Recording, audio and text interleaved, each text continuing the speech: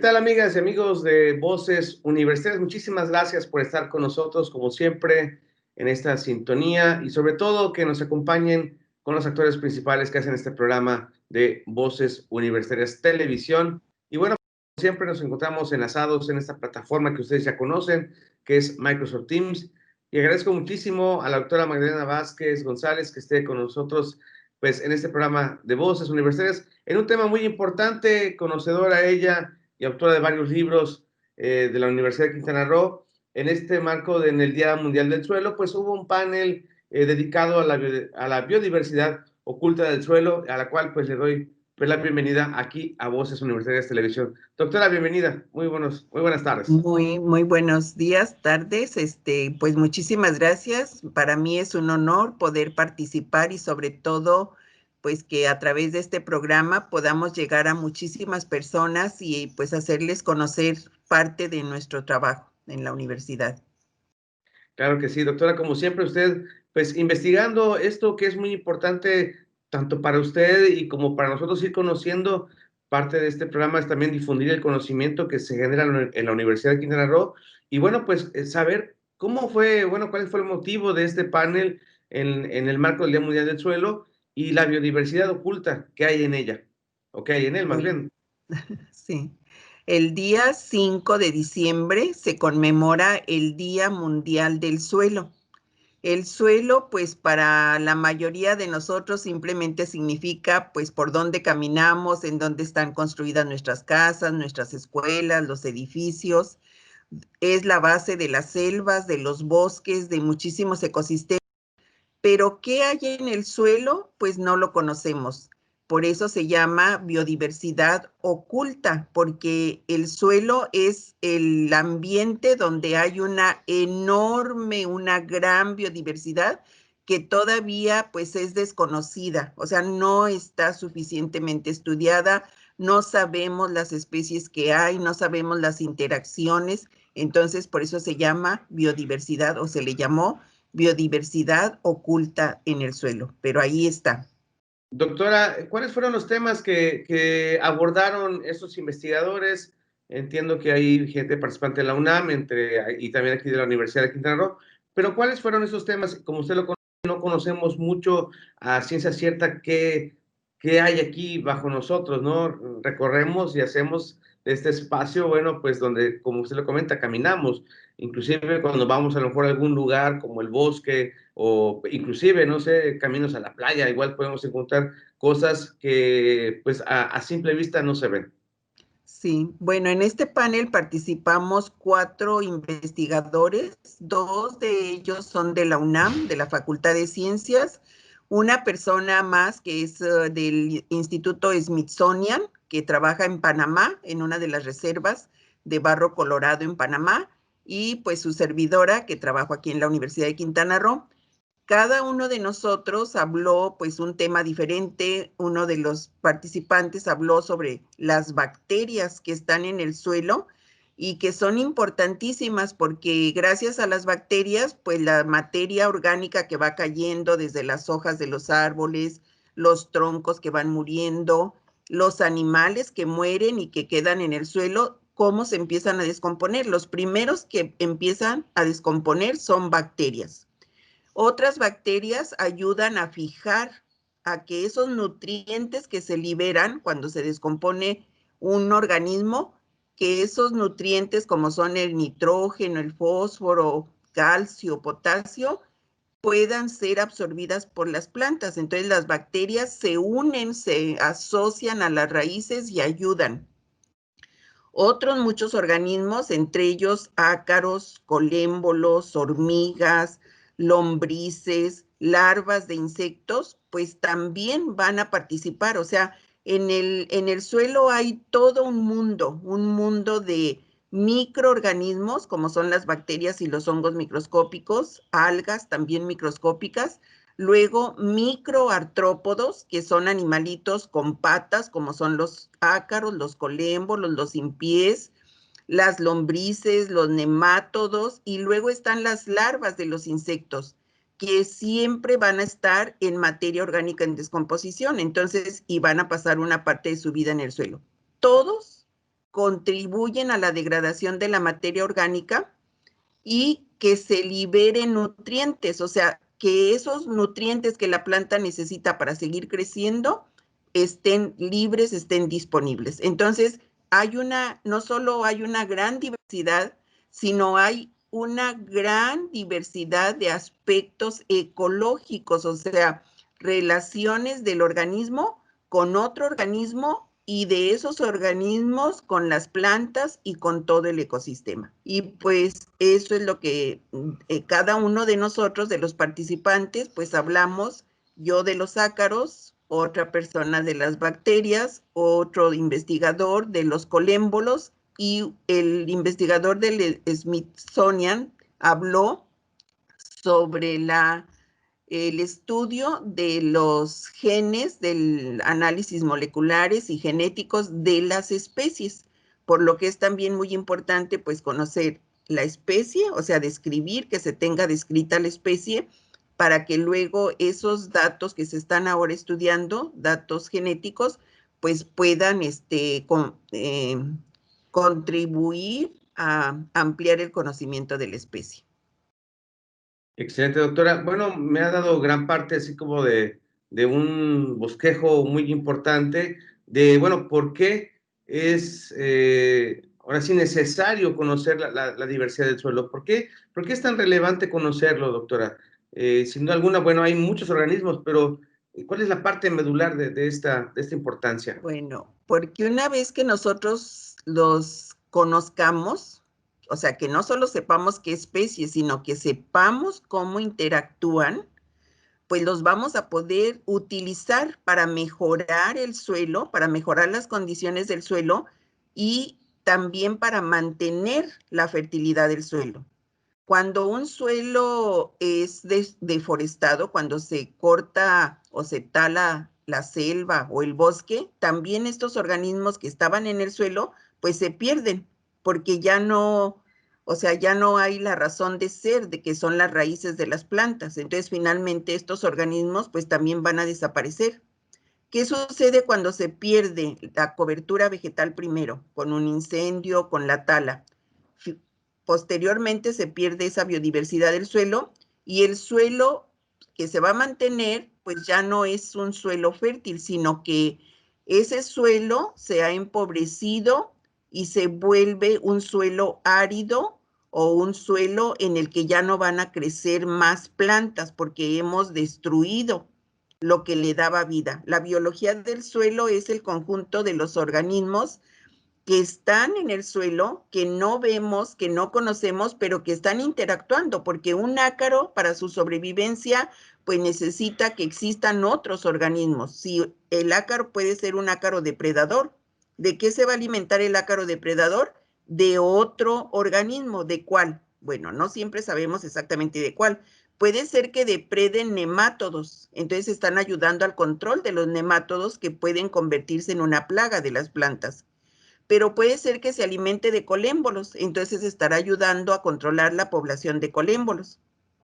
Puede ser que inclusive se alimente de huevos o de larvas de otros ácaros, pero muchos de estos aspectos todavía no los conocemos porque no estamos haciendo estudios sobre biología de los grupos, sobre la biología de la reproducción, sobre aspectos de ecología. O sea, nos faltan muchos aspectos por conocer. Las lombrices, por ejemplo, son importantísimas. Ya en algunas otras ocasiones yo te he hablado de ellas, porque, por ejemplo, tan solo con el movimiento que la lombriz hace al moverse en el suelo, va dejando canales, pequeños canales. Por esos canales va a ser más fácil que el agua circule. Y al circular el agua, pues llegan los nutrientes a la planta, pero también va a permitir la aireación del suelo, o sea, que entre oxígeno también por el suelo. Las lombrices son consideradas bioingenieras, o sea, son ingenieras biológicas porque mejoran, nada más por su solo movimiento de las lombrices, mejoran las condiciones del suelo, impiden que se compacte. Pero eso, por ejemplo, en las lombrices, pues sí es uno de los organismos que se ha estudiado y que al final hemos logrado incluso producir el abono. Bueno, tener un cultivo de lombrices, juntar excretas, que son cada bolita de excreta de la lombriz, es un paquete diminuto que contiene fósforo, carbono, nitrógeno, potasio, hierro. Se ha estudiado perfectamente. Y no solo eso, las lombrices se pueden utilizar de muchas otras maneras. Se pueden usar como carnadas, se pueden usar como alimento de aves, de corral, y también como biomasa, inclusive se pueden aprovechar para mejorar la alimentación humana, porque tienen muchísimas proteínas y una vez que se hayan lavado, desinfectado, secado, se convierten en un polvo, en una harina que se puede simplemente adicionar a una sopa, a una galleta, a un pan, en la que ni siquiera vamos a sentir el sabor, no vamos a percibir ningún sabor desagradable y esas proteínas nos van a ayudar en el funcionamiento. Esto ya se está haciendo y se ha mejorado muchísimo la nutrición de muchas comunidades que no tienen acceso a proteína animal. O sea, pero ahí podemos ver cómo el estudiar a un organismo en todos sus aspectos nos permite aprovecharlo de muchas maneras, no solo para mejorar el suelo, sino hasta para mejorar la alimentación humana. Si eso lográramos hacer con todos los organismos que están a nuestro alrededor, pues tendríamos probablemente, alguna vez pues yo bromeaba de que pues si lograremos hacer tacos de ácaros, bueno, suena como que tacos de ácaros, pues ya comemos tacos de insectos, podemos comer una quesadilla, no todos los comemos, pero en México tenemos cultura o una tradición de comer insectos o de comer huevos de insectos o de comer larvas de insectos. Entonces, pues, si los conocemos, si avanzamos en cuáles son sus nutrimentos, pues podríamos aprovecharlos de muchas otras maneras o como control biológico también. Pero para eso, pues necesitamos conocer aspectos de su biología, de su reproducción. Excelente, doctora. ¿Qué le parece si me acompaña a hacer una pequeña pausa aquí a Voces Universitarias? La verdad, está muy interesante toda esta plática y de lo que nos falta por conocer todavía aún más de lo que es pues, nuestro planeta y sobre todo esta biodiversidad en el suelo. Vamos a una pausa y seguimos con más aquí en Voces Universitarias.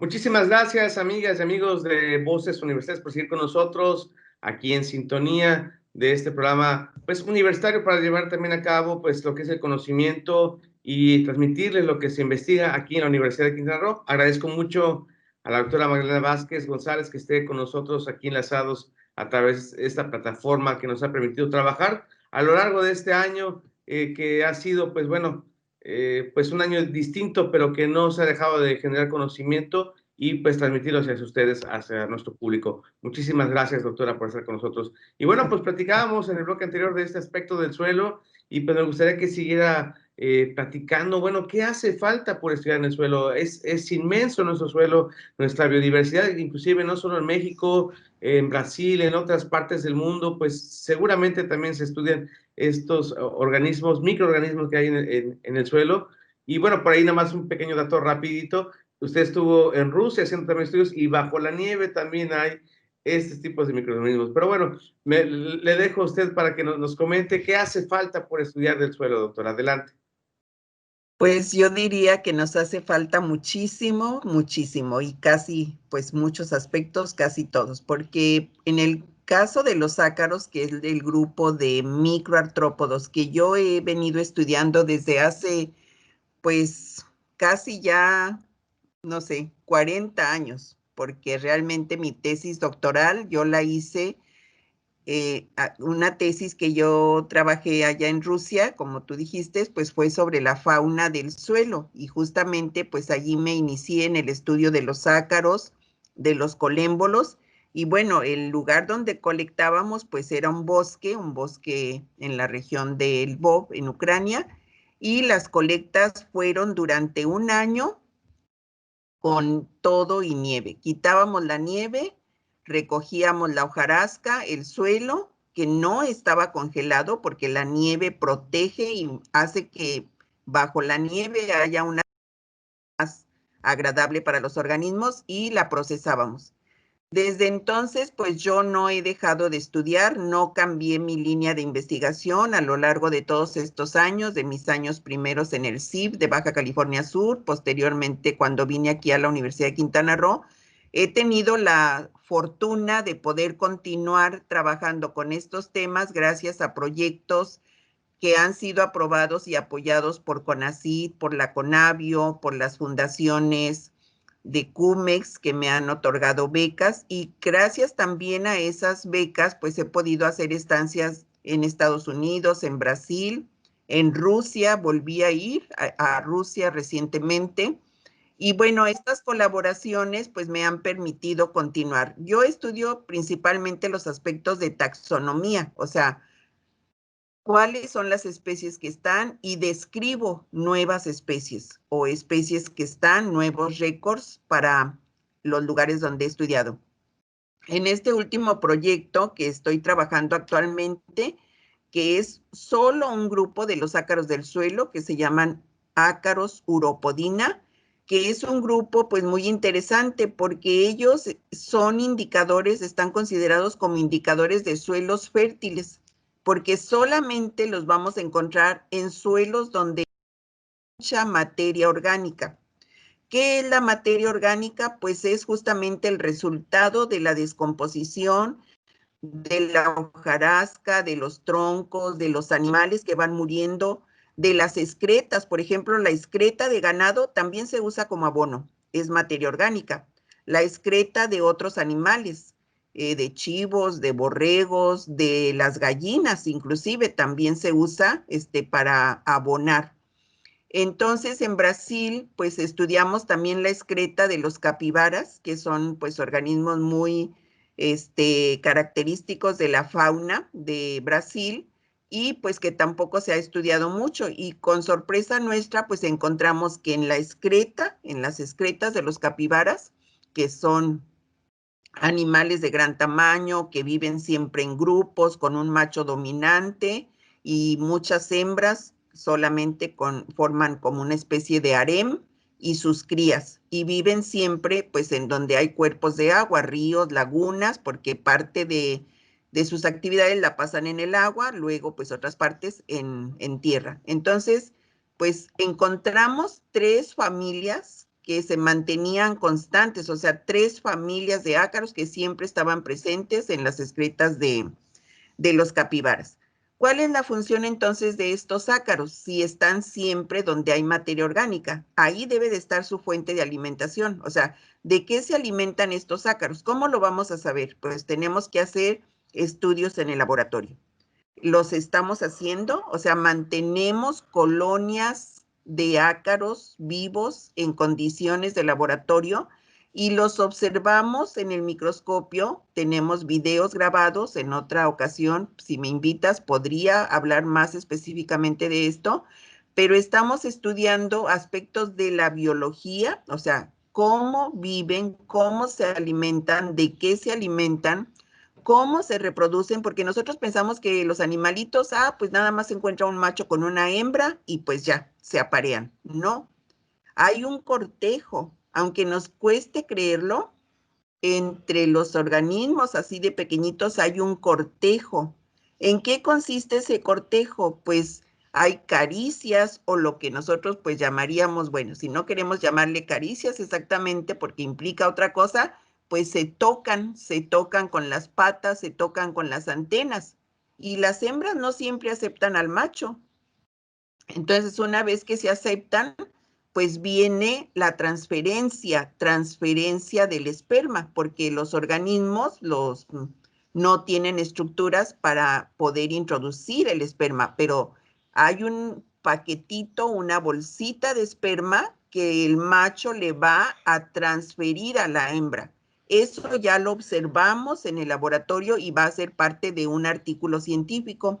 Y es muy interesante porque pues muchos de estos aspectos no se conocen, no se han estudiado. Primero, porque faltan especialistas. Segundo, porque no se tiene el equipo necesario.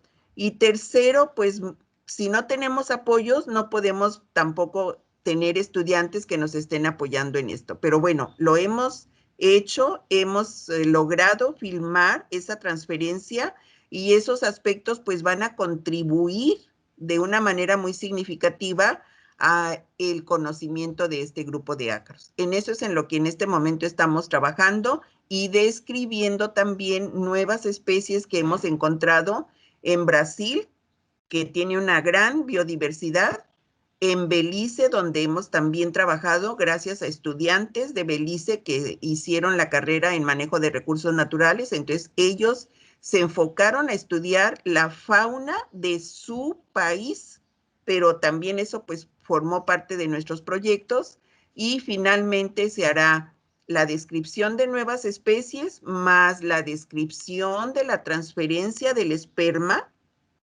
y cómo se desarrolla desde el huevo, la larva, el juvenil, hasta llegar a ser el adulto, que es otro aspecto de la biología. Entonces, no solo estamos describiendo especies, sino que estamos contribuyendo con el conocimiento de aspectos de la biología y de la ecología de este grupo. Es en lo que estamos actualmente trabajando. Excelente, doctora. Pues realmente, pues ahí ya ha respondido varias de las preguntas que tenía por aquí, ahora sí, previstas. Pero realmente, doctora, es muy interesante todos esos estudios que usted está realizando y que pues el conocimiento pues sigue y sigue ahí, pues bajo nosotros, bajo usted misma que ha estado durante esta carrera que ha estado usted formando desde Rusia y todos los aspectos que hoy día con alumnos de Belice, pues estamos a nuestro país vecino, pues realmente contribuye muchísimo más a conocer parte de esta biodiversidad del suelo. Doctora, ¿algo que desea agregar para cerrar pues esta entrevista aquí en Voces Universitarias? Sí, pues bueno, me gustaría decir que este trabajo solo es posible gracias a la colaboración no solo de estudiantes, en este caso como tú lo mencionaste, de estudiantes de licenciatura. En Brasil me ha tocado colaborar en tesis de doctorado con estudiantes que también dieron por resultado publicaciones sobre otros grupos de ácaros. O sea, tenemos que involucrar más, bueno, involucrar, motivar primero y luego involucrar a estudiantes porque necesitamos formar más recursos. Nosotros finalmente en algún momento pues tendremos que hacernos a un lado para que los jóvenes ocupen nuestro lugar, pero debemos prepararlos para que estas líneas de investigación no se pierdan porque hay mucho por conocer. Ayer había una pregunta entre los asistentes de cuál sería aproximadamente el número de especies nuevas que habría en las selvas tropicales. Es imposible de contestarlo, porque necesitamos más colectas, necesitamos más personas que trabajen en esto y pues también contar con el apoyo, con el equipo, con pues todo lo que se necesita para poder continuar con esto. Pero bueno, hay una gran biodiversidad, como dice el título del panel, una gran biodiversidad oculta en el suelo. Excelente, doctora. Pues muchísimas gracias por haber estado aquí enlazado a través de esta plataforma de Microsoft Teams. Agradecer también parte de su tiempo y, por supuesto, agradecer este gran conocimiento que aporta, pues, no solo a la ciudad de Quintana Roo, sino pues a todo el mundo por conocer lo que es este suelo, el suelo de todo este planeta. Muchísimas gracias, doctora Magdalena Vázquez, por Al haber estado con contrario. nosotros. Al contrario, Gracias. Bueno, muchísimas gracias y cuenten conmigo siempre que haya una oportunidad. Muchas gracias. claro, sí, doctora, yo le agradezco muchísimo. Y bueno, pues le mando un abrazo a la distancia y que, bueno, pues tengamos más oportunidad de platicar con usted. Y bueno, pues amigos y Gracias. amigas de Voces Universitarias, muchísimas gracias por haber estado aquí. Esto fue Voces Universitarias. Hasta la próxima.